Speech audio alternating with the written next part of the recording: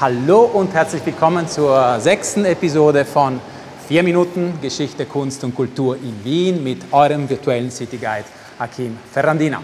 So, wir sind immer noch bei den Babenbergern, wir sind immer noch im Mittelalter und jetzt geht es darum, wie Österreich zu einem Herzogtum wird.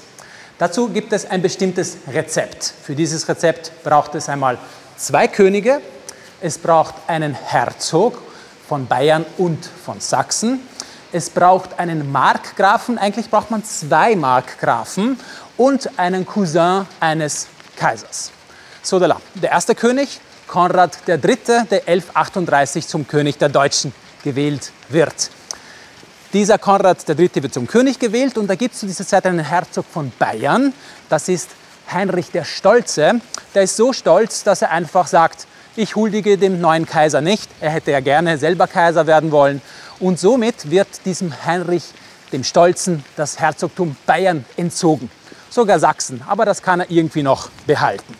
Man braucht dann einen neuen Herzog und da kommt die nächste Zutat dazu, nämlich den ersten Markgrafen. Ein Markgraf von Österreich, das ist Leopold IV.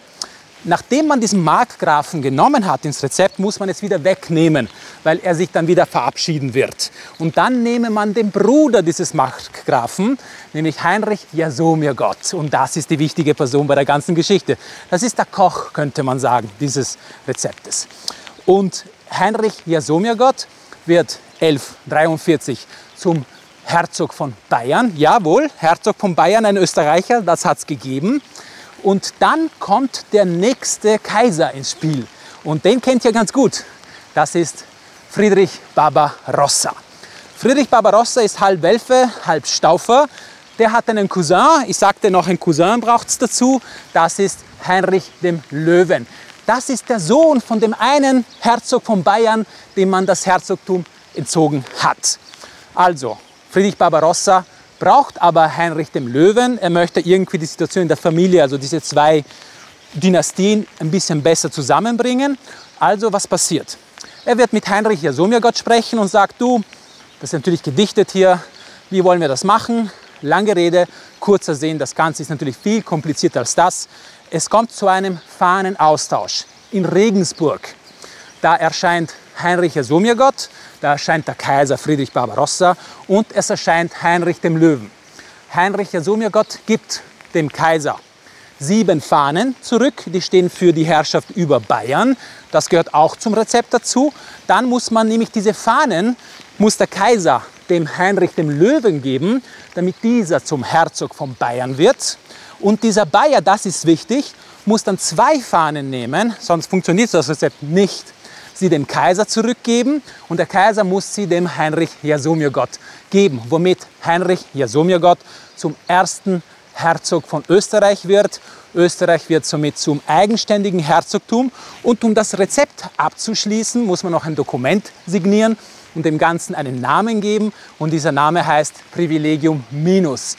Da drin steht, dass Österreich zu einem Herzogtum wird, dass der Herzog von Österreich auch nicht bei Hoftagen erscheinen muss, wenn sie nicht in der unmittelbaren Umgebung sind, sprich Bayern und Österreich, dass er keine Kriegsleistung dem Kaiser gegenüber geben muss und sogar, dass er sich gemeinsam mit seiner Frau Theodora Comnena einen Nachfolger oder eine Nachfolgerin aussuchen darf oder empfehlen darf. Warum drehen wir das hier? Weil das ist der Koch, sage ich jetzt mal, des Rezeptes, das ist Heinrich Jasomirgott. Jasomirgott kommt daher, dass die Legende besagt, er soll immer wieder Jasomirgott helfe, werde ich dies oder das tun. Und er ist an dieser Fassade dieser Kirche, seht ihr darüber ein bisschen besser, das ist das Schottenkloster Wien, 1155 durch ihn gegründet. So, kurz und knackig. Ich hoffe, euch hat diese Episode gut gefallen. Wenn ja, ihr wisst schon, ein paar Likes hinterlassen, Kanal abonnieren, Kommentare schreiben, das hilft mir wirklich sehr.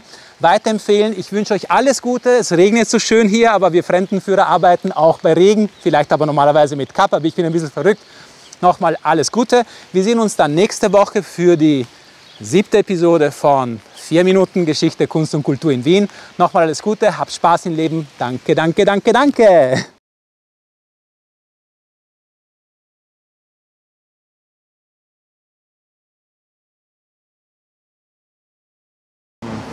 War nicht so, wie ich es machen wollte. Schlechter Start. È possibile, riusciamo a fare questa ripresa? Ce la fa. Na, der Anfang war nicht gut, das war so geschissen. Geht schon. 4.